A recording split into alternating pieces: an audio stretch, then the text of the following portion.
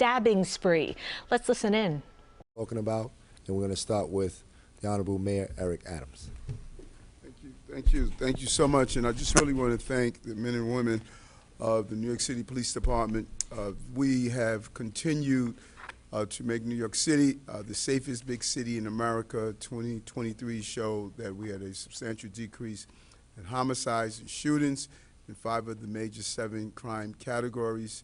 But when you have a chilling incident as a person who chooses to randomly assault and stab individuals not only on our streets but also on the subway system, it just sends the wrong message to New Yorkers that use our subway systems and who live in the various communities of the city. I know that area in Rochdale very well. I grew up in that community, and so I was alarmed, and I communicated with the speaker who also grew up in that community, and told her we were going to have a full deployment of personnel to apprehend the person that's involved. And 22 hours later, we were able to bring that person to justice. And also this morning, we were able to apprehend the second pattern that involved stabbing on our subway system. Chief Kemper will go over that. We're standing here as the executive of the city and the leaders of the police department, but the real credit goes out to the men and women knocking on doors, probably 1,000 interviews and interaction with New Yorkers, the tip hotlines from New Yorkers who saw the photos that went out to assist us, and then the men and women who just walked the streets. These officers and detectives, the chief of detectives should really be commended how his troops went out and interviewed people and really did just good old-fashioned police work to bring this suspect to justice. He attacked 6 individuals. It didn't appear as though he was looking to stop anytime soon, and thank God we have no one that lost his or her life because of this incident, but it did send real fears throughout our entire city. So it was crucial that we apprehended and brought him to justice. Job well done by the police department, the detectives, and job well done by New Yorkers, the close to 1,000 people we communicated with to ask for their help in bringing this person to justice. I want to turn it over to the police commissioner of the city of New York, Edward Caban. Thank you, Mr. Mayor, and good morning, everyone. So last night we reached out to New Yorkers to amplify a very important public safety message. Our city is being threatened by random, unmotivated violence. And today, just hours later, we are pleased to say that this particular threat is ended. A violent criminal is off our streets because of good, old-fashioned police work. And as we said yesterday, personnel from the Detective Bureau, Patrol, Special Operations, Transit, Community Affairs, and more will all work in this case. And on top of that, the more than 8 million New Yorkers were acting as our eyes and ears. Ultimately, it came down to basic detective work. Chasing down leads, knocking on doors. It was about walking through neighborhoods and talking to people, interviewing witnesses, and canvassing video. And through it all, we remained focused on one thing: ending this threat. And now that this man is in custody, we will go about the work of getting justice for his victims, and we will continue the work of keeping every person we serve safe.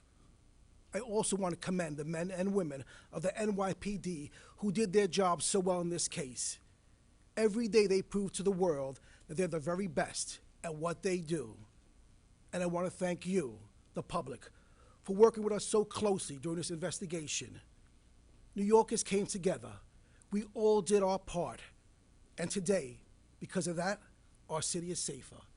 I will now turn it over to our Chief Detectives, Joe Kenny.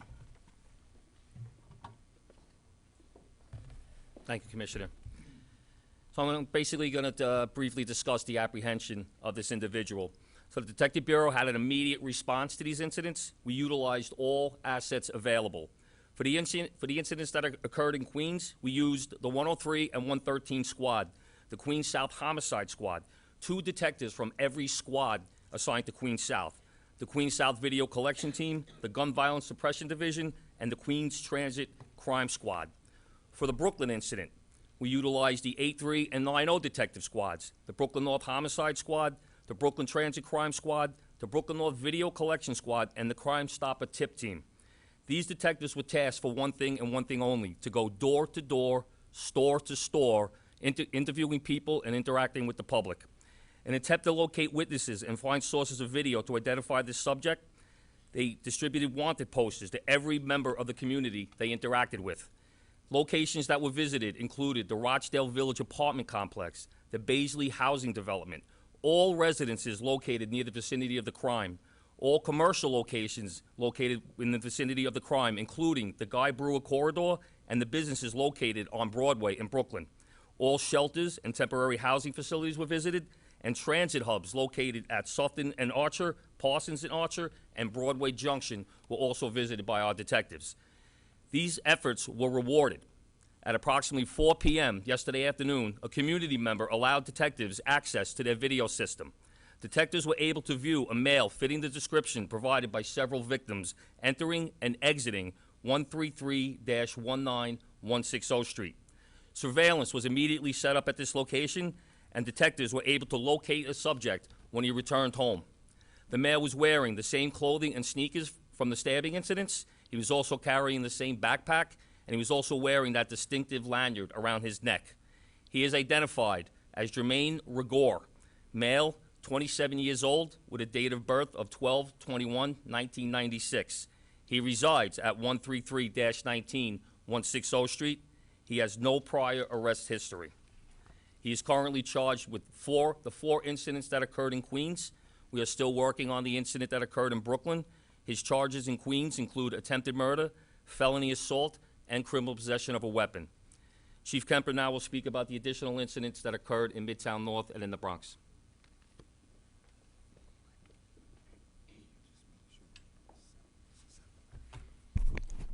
Thank you, Joe. So I'll talk about 2 stabbing incidents that occurred yesterday, one in the Bronx, one in Manhattan, both in transit. These 2 stabbing incidents are not connected in any way to the 6 stabbing incidents that Chief Kenny just discussed. These are separate and distinct. Nonetheless, 2 incidents where our perpetrator came upon victims and stabbed them unprovoked. The first incident occurs yesterday at about 6 o'clock in the morning on a D train in Manhattan at 59th Street and Columbus Circle, where we have a 42-year-old male victim on the train, and he's stabbed one time to his right shoulder by the perpetrator. Our second incident occurs about an hour and a half later at 7:30 a.m. On a 2 train in the Bronx at East 174th Street, where we had a 19-year-old male who was stabbed one time to his left arm while he was on the train unprovoked. Quickly after both these incidents occurred, we learned and we realized that they were linked and they were connected, and that the same individual would be responsible for both. How we came upon that was through video, and we often talk about the video in the subway system, how much there is and how valuable it is. You know, based upon collecting that video, images were distributed to all transit offices and police officers throughout the city. A large deployment plan was created, and I'll bring you to this morning at about 7:20 hours, 7:20 a.m. I'll bring you to the Bronx, and I'm going to bring you to the Bedford Park Station, where we had multiple police officers assigned to that station as part of this plan. The officers were in the station. They heard a commotion.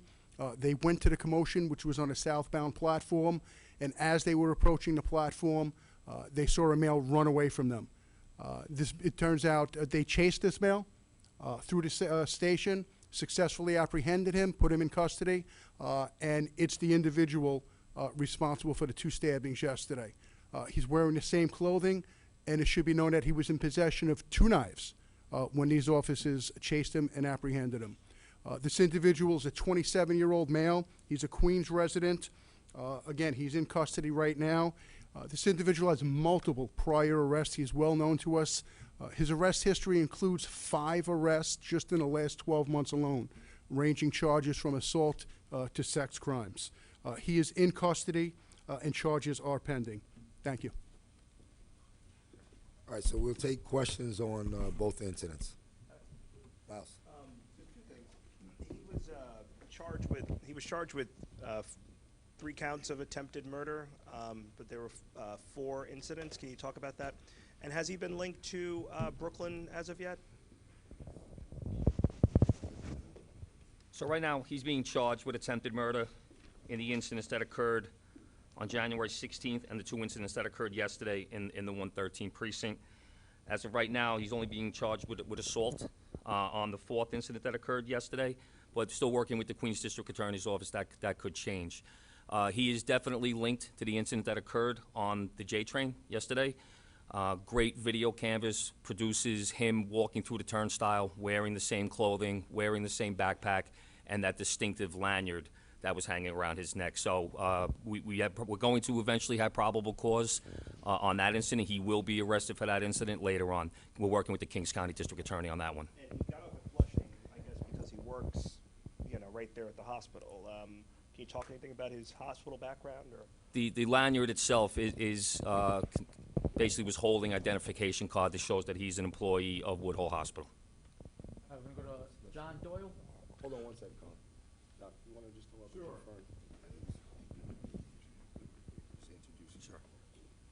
confirm? Good morning, Dr. Mitch Katz. I'm the CEO and president of New York City Health and Hospitals, and like all New Yorkers, I'm incredibly grateful to the New York Police Department for making us all safe. This particular individual did work for Woodhull.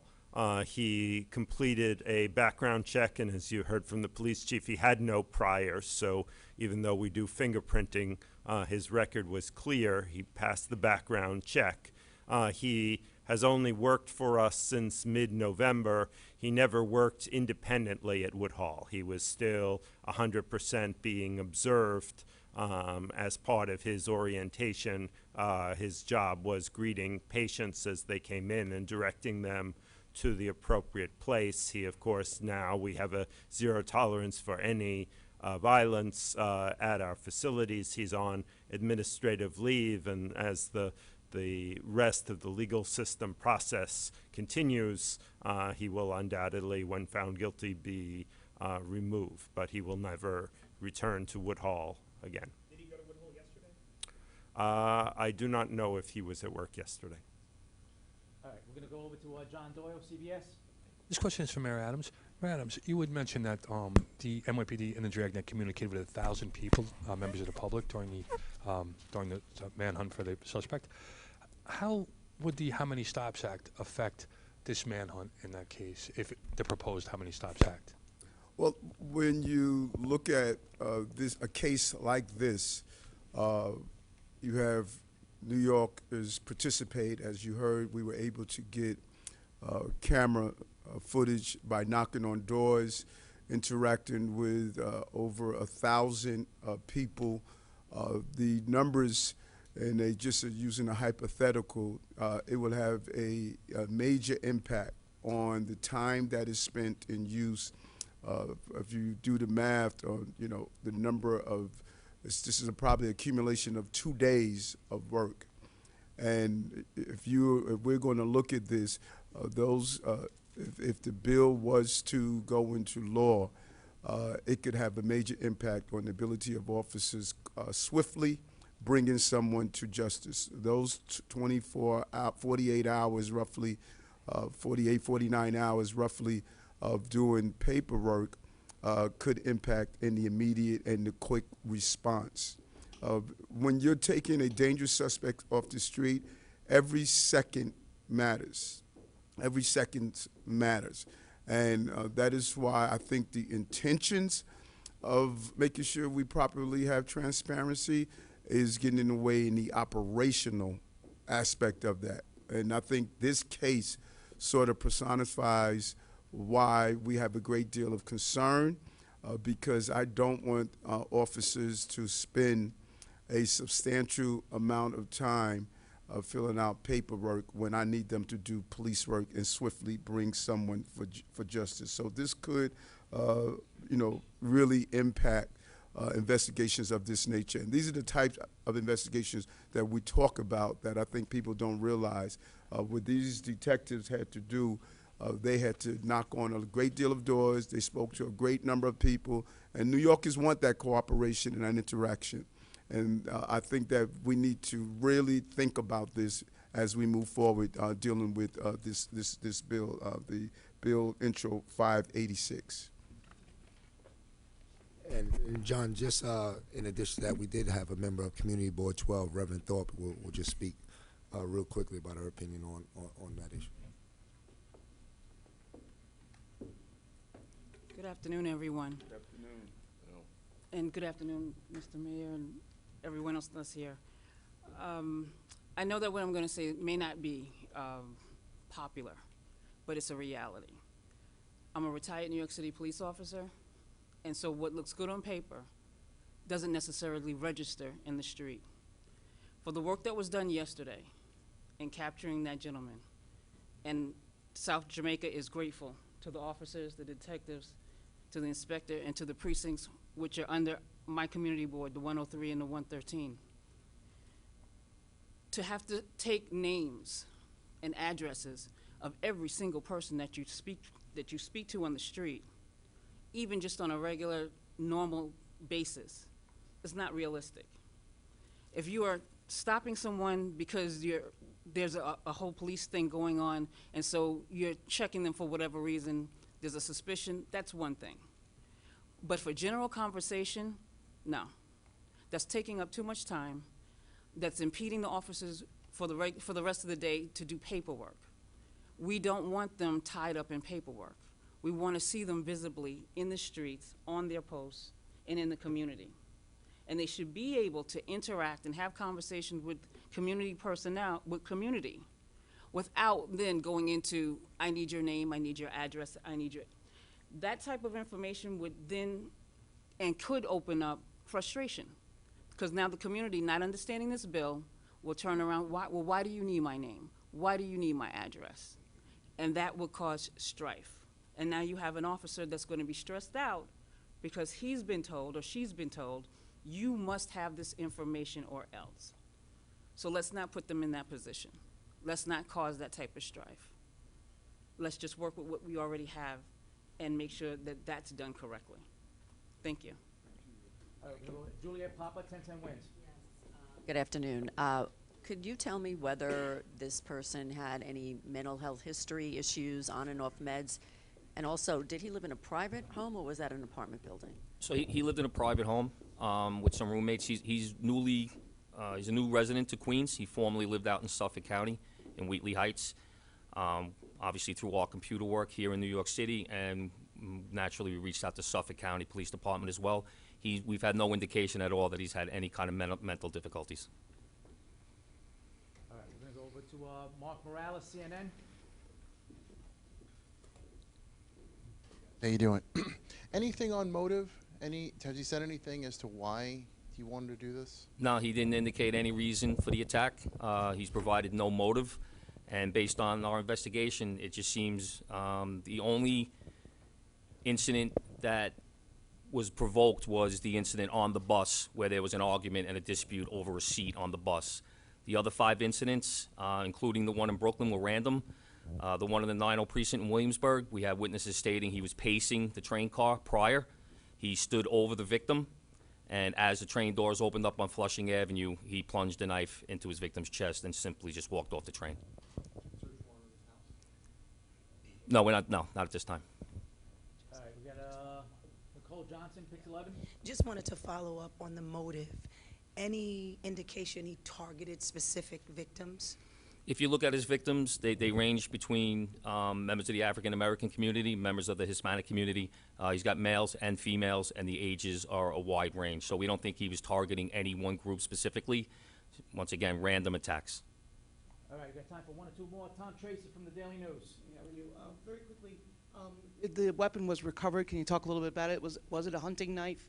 What kind of knife was it? At this point, from the video, it appears to be a hunting knife. He has indicated himself that weapon is in his backpack. We have not opened that backpack yet. We're waiting for a search warrant from the Queens District Attorney's Office. All right, This will be our last question. Miles Miller.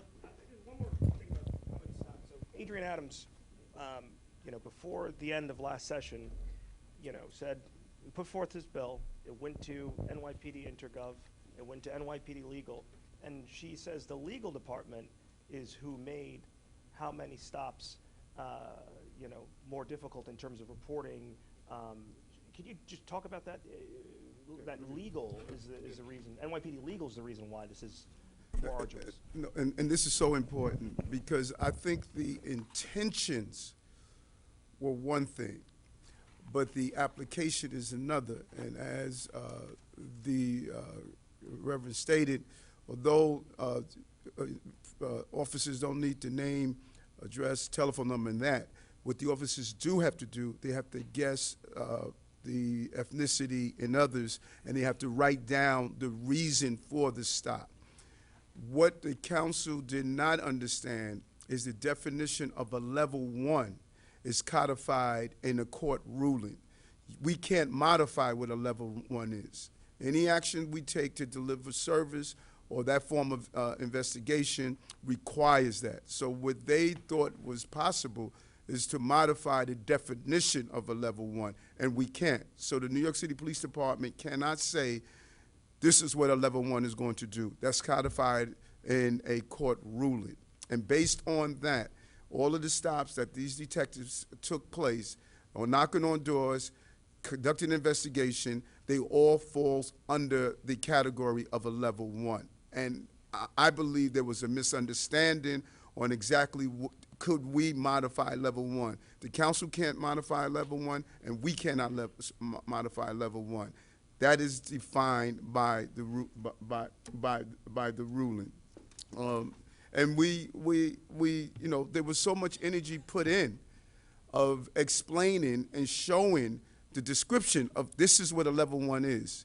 If they would have excluded this type of inquiry, then I would stand next to them on a bill of that nature, because this is what I dedicated my life to doing, stopping abusive behavior of stop and frisk. They made the misunderstanding of level 1s cannot be modified. What these detectives did, the thousands of doors and interactions and stopping the public, each one of those interactions under this law, if it's in place, each one of those interactions, you're going to have to tell a basic list of items and then indicate why did you stop this person or why did you interact with this person in the first place. Mayor, could there be like a carve-out at some point where you have a massive manhunt and that could be an exception to doing all these people? And that is what we negotiated and tried to explain. Carve this out.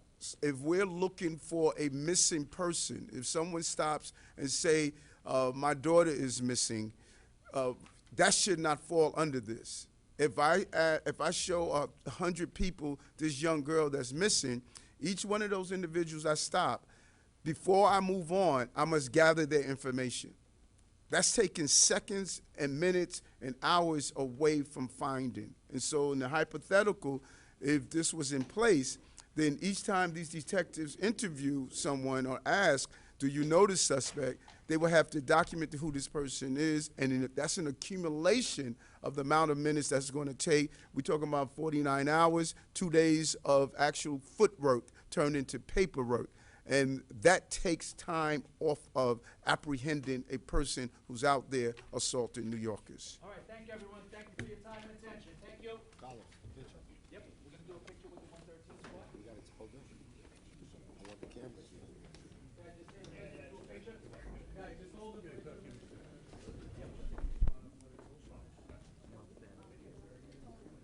That's perfect. Who's going next?